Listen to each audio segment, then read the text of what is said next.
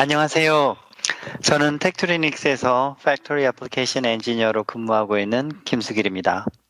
저는 키슬리 제품 가운데 소스 메터 SMU를 담당하고 있습니다. 제가 발표하게 될 웨비나의 주된 내용은 3D 센싱과 라이다 핵심 부품으로 사용하는 빅셀 테스트 솔루션입니다.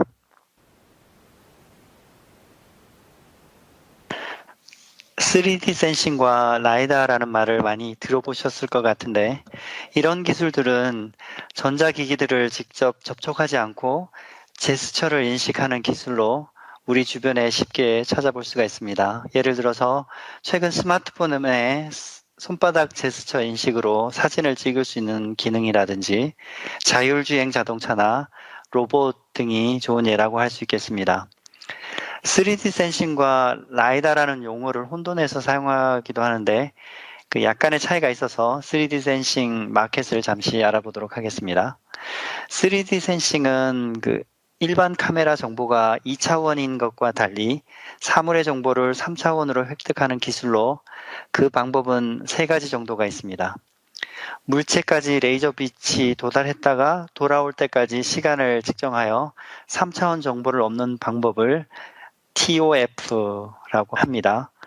또 일정한 패턴이 있는 빛을 투사해서 그 물체 표면의 패턴의 뒤틀림 정도를 측정하여 3차원 정보를 얻는 Structured Light 방법이 있고, 또 세 번째는 여러 개의 카메라를 이용해서 3차원 영상을 얻는 스테레오스코픽 이미징 방식이 있습니다. 실제로 산업 현장에서는 TOF와 Structured Light 방식이 3D 센싱에서 가장 많이 사용되고 있고, 이 중에 라이다는 TOF 기술을 사용하는 가장 두드러진 예라고 할 수 있습니다. 이 두 방식 모두 레이저 다이오드의 일종인 빅셀을 핵심 소자로 사용하고 있습니다. 그럼 라이다 어플리케이션에 대해서 알아보겠습니다. 라이다는 동작 범위에 따라서 1m 이내 근거리 어플리케이션의 예로 그 스마트폰 3차원 안면 인식이나 또 3차원 정보를 이용해서 도어락 장치 잠금 해제하는 기능 등이 있습니다. 휴대폰의 경우는 TOF와 Structured Light 기술이 함께 적용되고 있고, 또 1m에서 3m 사이에 적용되는 중거리 어플리케이션으로는 동작 인식과 증강 현실입니다. 이런 기술은 태블릿이나 게임 장비에 내장되어 있어서 실제 물체의 3차원 정보와 또 게임 속의 가상 정보를 연결하여 증강현실의 구현을 가능하게 합니다. 또 3m 이상의 거리에서 적용되는 장거리 라이다 어플리케이션은 자율주행 자동차나 드론, 또 로봇 등이 있습니다. 특히 자율주행 자동차가 라이다 기술을 가장 크게 이끌고 있습니다. 3D 어플리케이션에 왜 빅셀이 사용되는지 잠시 알아보도록 하겠습니다. 빅셀은 한국말 번역에 따로 없는데 단순하게 말씀드리면 그림에서처럼 소자 표면의 수직 방향으로 레이저 빛이 나오는 소자입니다. 빅셀을 3D 센싱에 적용하는 여러 가지 이유가 있는데 그 중에 LED나 엣지 에미팅 레이저보다 그 빛의 각도가 산란 각도가 적어서 빛이 멀리까지 전달될 수 있기 때문입니다. 같은 구조적인 이유로 그 빅셀은 2D 빅셀 어레이를 만들어서 빠르고 효율적으로 3D 정보를 얻을 수가 있습니다. 또 모든 레이저 소자는 온도에 따라 그 파장 특성의 변화가 심한 편인데 그 빅셀은 상대적으로 온도에 따른 파장이 안정적입니다. 또 빅셀 소자 자체는 다른 광소자에 비해 복잡할 수 있으나 그 품질이 아주 뛰어나고 그 패키징이 너무 간단해서 제조 비용과 테스트에도 장점이 많습니다. 그러면 빅셀 제조 단계를 살펴보겠습니다. 최종 제품의 품질은 초기 단계의 빅셀의 품질이 결정합니다. 정기적인 테스트는 주로 초기 단계인 웨이퍼나 그 부품 레벨에서 대부분 이루어지고, 모듈 단계에서는 필요한 경우에 테스트 진행할 수 있고, 또 품질 단계에서는 간헐적으로 테스트할 수 있습니다. 웨이퍼 레벨에는 제품의 기본적인 특성을 전수 측정하고 또 가혹한 조건으로 테스트 진행하므로 최종 완성 제품의 품질을 높이게 됩니다. 가장 일반적인 빅셀 테스트는 다른 광소자와 마찬가지로 LIV 측정입니다. LIV는 라이트 커런트 볼테지로서 정기적인 특성인 전압과 전류, 그리고 광학적인 특성을 동시에 측정하고 그래프에 표시를 하게 됩니다. 프로브 스테이션을 이용해서 웨이퍼 위에 빅셀 소자를 프로빙하고 또 SMU로 전압 전류를 인가하고 또 동시에 전압 전류를 측정할 수 있습니다. 적분구를 프로브 스테이션에 설치해서 광을 측정하게 됩니다. 적분구에서 나오는 광을 별도의 광 측정 장비를 이용해 가지고 옵티컬 파워, 또 파장, 또 스펙트럼 등 광에 대한 모든 특성을 측정할 수가 있습니다. 옵티컬 파워의 경우에는 간단하게 측정하는 방법도 있습니다. 적분구에 포토다이오드를 설치해서 포토다이오드에 흐르는 전류를 DMM으로 측정해서 레이저의 옵티컬 파워를 측정할 수 있습니다. SMU를 통해서 빅셀에 흐르는 전압 전류를 수입하면서 인가하여 X축으로 설정하고 또 인가된 각각의 전류에 대한 전압을 측정해서 Y축에 설정하고 또 각각의 전류 값에 대한 옵티컬 파워 값을 읽어서 또 다른 X축에 설정하면 또 그래프를 그리면 LIV 특성 커브가 완성이 되게 되겠습니다. 빅셀 측정은 인가하는 전류가 펄스이고 펄스의 길이가 짧으면 짧을수록 좋습니다. DC 전류나 길이가 긴 펄스를 인가하는 경우 빅셀 소자가 열이 심하게 발생합니다. 대부분의 인가했던 전기 에너지가 열로 소모되어 효율이 떨어지고 밝은 빛을 출력할 수 없게 됩니다. 왼쪽 그래프는 30 마이크로세컨드 펄스를 듀티 사이클을 가변하면서 피크 옵티컬 파워를 측정한 결과인데 듀티 사이클이 클수록 곧 오프 타임이 짧을수록 소자의 발열이 심하게 되어 옵티컬 파워가 감소하는 현상을 보여주고 있습니다. 오른쪽 그림은 4A 100 마이크로세컨드 전류 펄스를 빅셀에 인가하면서 옵티컬 파워를 측정한 결과인데 펄스가 인가된 직후에 옵티컬 파워가 최대로 증가하였다가 이후 급속도로 감소하는 것을 알 수 있습니다. 긴 전류 펄스는 대부분의 전기 에너지를 열로 소비시키고 옵티컬 파워를 감소시킵니다. 또한 빅셀 소자는 실제적으로 반응 속도가 나노세컨드 이하로 빠른 소자이지만 일반적인 SMU 모델은 최소 펄스 폭이 수백 마이크로세컨드 정도로 소자의 발열 문제를 해결할 수가 없습니다. 빅셀 소자는 더 짧고 빠른 펄스를 요구하고 있습니다. 빅셀의 발열을 100% 해결할 수 없지만 키슬리는 기존의 SMU가 동작할 수 없는 범위인 10 마이크로세컨드 10A의 짧고 빠른 전류 펄스 솔루션을 출시하였습니다. 키슬리의 독자적인 특허 기술을 적용한 2601B- 펄스는 화면에 보이시는 파형과 같이 10 마이크로세컨드 펄스를 깨끗하게 출력할 수가 있습니다. 제품에 대한 소개는 나중에 다시 살펴보겠습니다. 빅셀 LIV 테스트는 주로 웨이퍼나 부품 레벨에서 이루어지고 있어서 긴 케이블과 빅셀 소자를 프로빙하는 프로브 스테이션이 필요합니다. 빅셀 측정의 환경적인 이유로 웨이퍼 측정에서는 나노세컨드 레벨의 측정이 어려움이 있어서 10 마이크로세컨드 펄스가 현실적으로 강점이 있는 적합한 솔루션이 됩니다. 짧고 빠른 전류 펄스를 출력하는 데 있어서 여러 가지 기술적인 문제가 있습니다. 펄스 폭을 줄이기 위해서는 펄스 라이즈 타임, 또 펄스 폴링 타임, 또 펄스 세틀링 타임을 줄여야 하는데 그 펄스 회로의 동작 주파수 대역을 높여야 합니다. 일반적인 SMU에서처럼 상대적으로 긴 펄스에서 라이즈 타임이 길어도 또 오실레이션이 발생을 해도 긴 펄스에서 긴 시간으로 볼 때는 오실레이션이 없는 것처럼 보이고 또 긴 타임도 문제가 없는 것처럼 보입니다. 그러나 짧고 빠른 펄스는 장비에 연결되어 있는 제품과 케이블의 특성에 크게 영향을 받습니다. 예를 들어 케이블 인덕턴스는 오실레이션을 발생시켜서 펄스 품질을 급격하게 떨어뜨리고 또 측정값의 반복성과 정밀도를 떨어뜨립니다. 또한 부하의 로드 임피던스가 크면 라이징 타임이 길어지는 문제가 발생합니다. 이런 문제를 해결하기 위해 기존 SMU에서는 그 펄스 속도와 또 대역폭을 수동으로 조절하여서 그 펄스 품질을 높이는 그런 기술이 소개되고 있습니다. 그러나 이런 기술은 부하 특성이 바뀔 때마다 수동으로 튜닝을 해야 하는 번거로움과 또 측정 중에 특성이 바뀌는 소자의 경우에 문제가 발생하는 한계가 있습니다. 웨이퍼 레벨이나 부품 레벨에서 빅셀을 측정할 경우에 측정 장비에서 소자까지 케이블을 연결해야 하는데 일반적으로 빠른 펄스를 사용하는 경우에 코엑시얼 BNC 케이블을 사용합니다. BNC 케이블은 케이블 자체의 인덕턴스 값을 가지고 있는데 그 케이블의 길이와 또 케이블 안쪽 전극 지름 또 바깥쪽에 실드 지름 정보가 있으면 그 공식에 의해서 인덕턴스 값을 계산할 수가 있습니다. 일반적인 BNC 3m 케이블은 약 700나노 헨리 정도의 인덕턴스 값을 가지고 있습니다.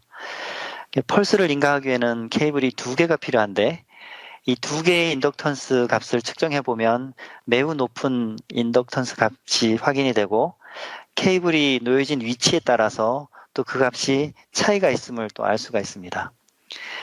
이 인덕턴스 값을 줄이기 위해서는 케이블 양쪽 끝부분 쉴드를 서로 연결해주면 케이블에 의한 인덕턴스 값을 줄이는데 크게 효과가 있습니다.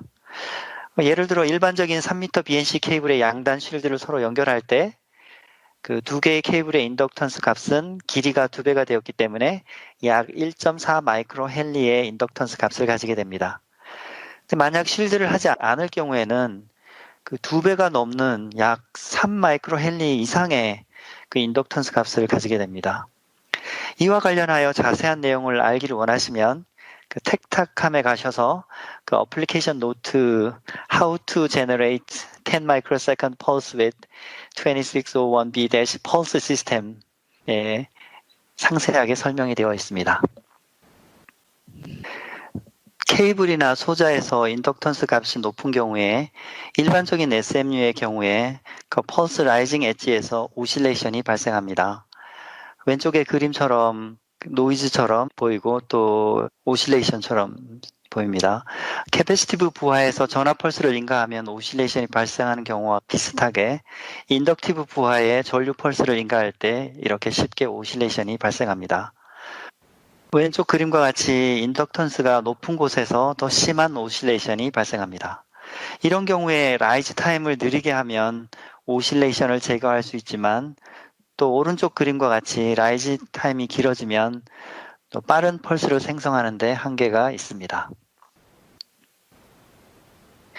인덕턴스 값이 빠른 펄스를 생성하는 데 또 다른 문제점은 인덕턴스 부하는 전류가 시간에 따라 변하면 임피던스가 높아져서 높은 전압 피크가 발생합니다. 그 그림은 10A 100 마이크로세컨드 펄스를 1 마이크로 헨리 인덕턴스에 인가했을 때 전압 전류 파형인데 왼쪽은 라이즈 타임이 22 마이크로세컨드 느린 펄스이고 오른쪽은 1.6 마이크로세컨드 빠른 펄스입니다. 느린 펄스의 경우 그 전압이 라이징 폴링 엣지에서 약 2V 정도의 피크가 발생했지만 그 빠른 펄스는 약 10V 정도의 전압 피크가 발생합니다. 만약에 10배 빠른 100나노세컨드 라이즈 타임 펄스를 인가할 경우에 같은 이유로 1 마이크로세컨드 인덕턴스에서 약 100V의 전압 피크가 라이징 폴링 엣지에서 발생하므로 이것을 고려해야 합니다. 또 다른 문제는 부하 저항이 바뀔 경우에 펄스의 라이징 타임이 변할 수 있다는 것입니다.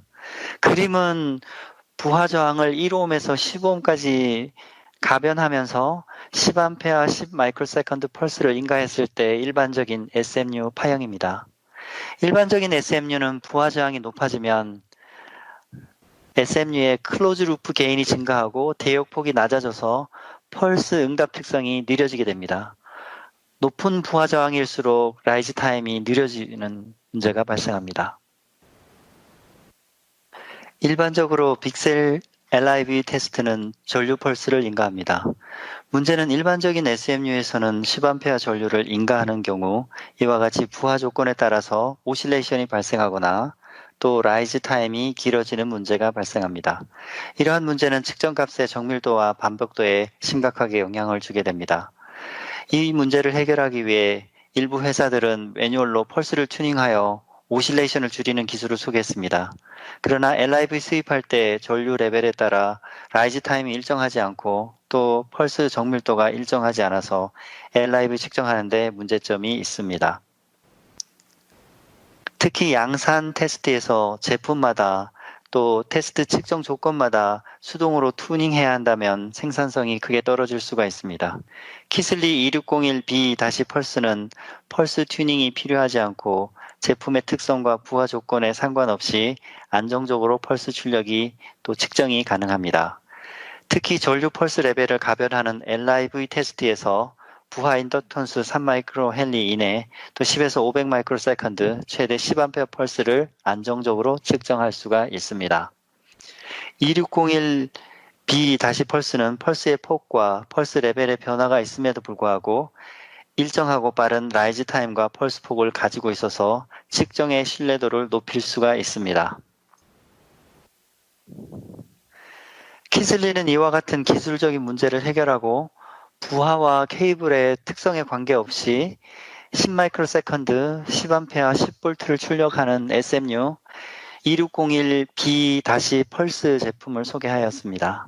이 제품을 간단하게 소개해드리면 일반적인 SMU 기능을 모두 포함하고 있고 10마이크로세컨드 펄스를 출력할 수 있는 펄스 기능이 추가되었습니다.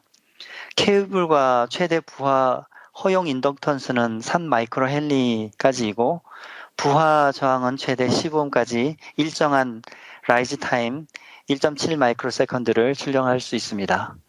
또 1MHz의 디지타이즈 기능이 있어서 펄스 인가와 동시에 전압 전류를 측정할 수가 있습니다. 또 키슬리 SMU 2600 시리즈에서 지원하는 TSP 스크립트를 지원하고 있고 또 2600 SMU와 동일한 플랫폼을 가지고 있습니다. 간단하게 사양을 살펴보면 펄스는 10마이크로세컨드에서 최대 500마이크로세컨드까지 가능하고 그 이상의 펄스는 일반 SMU 모드로 전환하면 사용을 할 수가 있습니다. 라이즈 타임은 1.7 마이크로세컨드이며 세틀링 타임은 9 마이크로세컨드, 최대 전류는 10A에서 3% 정도의 듀티 사이클을 가지고 있습니다. 인덕턴스 테스트 결과를 보면 다른 일반적인 SMU에서 보였던 오실레이션이나 라이즈 타임이 느린 현상이 전혀 발생하지 않고 있습니다. 인덕턴스 값을 최대 5마이크로 헨리까지 변경하여 테스트했지만 10A, 10마이크로 펄스가 일정하게 출력되는 것을 확인할 수가 있고 또 라이즈 타임 변화가 거의 없는 것을 확인할 수가 있습니다. 따라서 부하나 케이블에서 인덕턴스 변경으로 인해 수동으로 펄스를 튜닝할 필요가 전혀 없습니다. 다음으로 부하 저항값에 따른 펄스 테스트 결과를 보면 다른 일반적인 SMU에서 보였던 라이즈 타임의 변동이 전혀 보이지 않고 있습니다. 15ohm 부하까지 일정한 라이즈 타임을 갖는 펄스를 출력하는 것이 확인이 되었습니다. 따라서 부하나 케이블에서 저항이나 임피던스 변화로 인해 수동으로 펄스를 튜닝할 필요가 없습니다. 2601B-펄스 제품을 제어하는 방법은 여러 가지가 있는데 다른 2600 SMU가 사용하고 있는 TSP 스크립트를 사용하는 것이 가장 일반적입니다. 10마이크로세컨드 펄스를 출력하기 위해 기존의 TSP 명령어에 8가지 명령어가 추가되었습니다. 이 슬라이드는 1A에서 10A까지 전류를 1A 간격으로 10개의 펄스를 출력하는 TSP 스크립트 예제입니다. 펄스 출력과 동시에 전류와 또 부하 전압을 측정하는 프로그램입니다. 15개 정도의 간단한 명령어로 이와 같은 기능을 수행할 수가 있습니다. 2601B-펄스 제품을 제어하는 또 다른 편리한 방법은 tech.com에서 제공하는 킥스타트라는 소프트웨어입니다. 이 소프트웨어에 기본적인 펄스 출력과 측정 기능이 있고 원하는 세팅이 가능합니다. 다만 측정은 2가지 모드가 있는데 컴플리트 펄스는 1MHz 디지타이저로 펄스 전체를 측정하는 기능이고 또 실제로 측정하기 전에 펄스가 제대로 인가되고 있는지 또 파형이 어떻게 출력되는지 그래프로 확인하는 데 유용합니다. 또 탑 오브 펄스는 펄스가 출력되었을 때 한 포인트만 측정하는 방법이고, 실제로 LIV 스윕 측정할 때 여러 개의 펄스가 출력될 때 펄스마다 한 포인트만 측정해서 LIV 그래프를 그리는데 편리한 기능입니다. 결론적으로 빅셀 레이저 소자가 3D 센싱 라이다 기술을 견인하고 있습니다. 빅셀은 빠르고 온도에 민감하여 실제 어플리케이션 테스트에서 빠른 펄스 신호로 인가되고 측정되어야 합니다. 빠른 펄스 신호를 출력하는데 인덕턴스와 저항값의 변화에 따라서 여러 가지 기술적인 문제점이 발생합니다. 키슬리가 새로 선보인 2601B-펄스는 수동으로 펄스를 튜닝하지 않고 출력단 쪽에서 인덕턴스와 저항 변화에 상관없이 일정하게 10마이크로세컨드 펄스를 출력할 수 있습니다. 이를 통해 엔지니어 여러분들께서 빅셀 테스트의 도전 과제를 보다 효과적으로 해결할 수 있도록 도움이 되셨기를 바랍니다. 본 웨비나와 관련하여 자세한 사항을 확인하시려면 웨비나 페이지 하단에 발표 자료 다운로드 및 담당자 3당 요청 버튼을 클릭하십시오. 그럼 지금까지 웨비나를 시청해 주셔서 감사드립니다.